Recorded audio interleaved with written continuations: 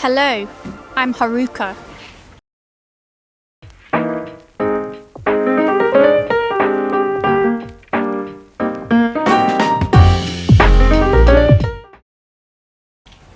Tonight I'm speaking to you from the top floor of the Shinagawa Prince Hotel, wearing a pale pink dress that moves when I breathe. I've been filming all evening, sometimes slipping off my stockings, sometimes putting them back on, and I think I'm finally learning how to dance with the camera instead of resisting it. Can you tell? That soft pause between my breath and your gaze.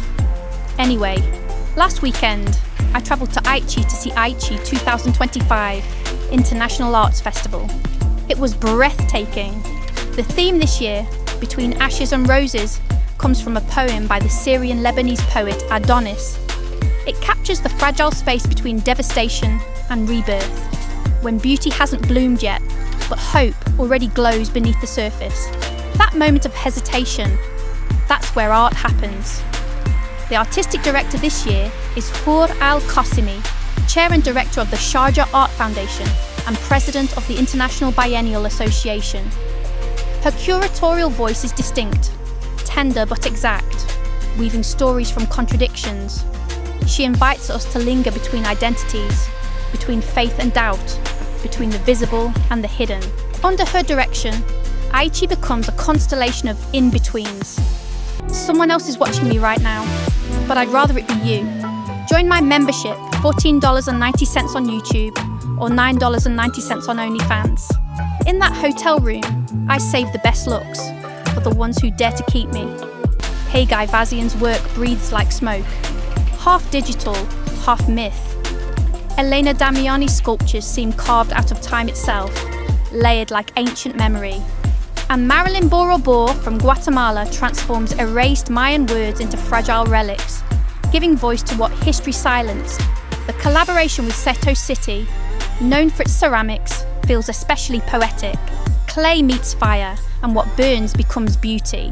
The process itself mirrors the festival's theme, transformation through tension.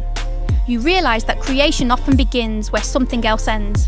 I visited the Sharjah Biennale 3 times, so I carry both excitement and a quiet fear.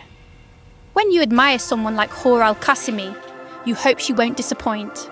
But she didn't. Her Aichi was daring and delicate, global in its scope, intimate in its emotion. Every piece felt like a whisper between cultures, genders, and eras. Walking through the exhibition, I kept thinking about my own work, the way my body moves between identities, between exposure and restraint. Maybe that's why I felt so connected to it, because beauty, like identity, never lives in the extremes. If you were mine, I'd show you everything slowly. Membership is just $14.90 on YouTube or $9.90 on OnlyFans, and in my hotel room, I become your sweetest little secret. It breathes in the middle, where uncertainty softens into possibility. And you, listening now, have you ever felt caught between two worlds? Not fully one thing, not quite another? That's where freedom hides. Aichi 2025 reminded me that the most powerful art doesn't give answers.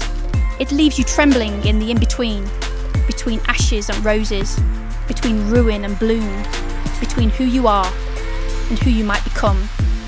I left with clay dust on my shoes and light in my chest, and I thought, yes, I want to return to Sharjah again, to that desert air where everything feels both ancient and new. Before I go, just a small secret, on my YouTube membership and OnlyFans, I share a side of myself that's more private. Slower, quieter, a little more skin, a little more truth. If you'd like to explore that world, I'd love to see you there. Until next time, stay curious, stay in the in-between, because that's where beauty always waits, between ashes and roses.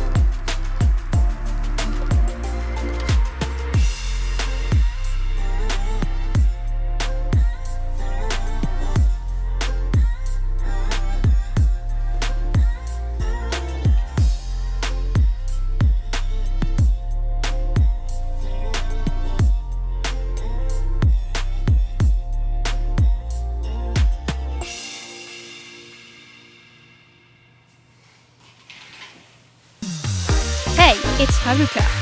Thanks for watching all the way through. But wait, you haven't subscribed yet. That's not allowed. Do it now and go watch all my other videos too. No excuse, okay? Be good.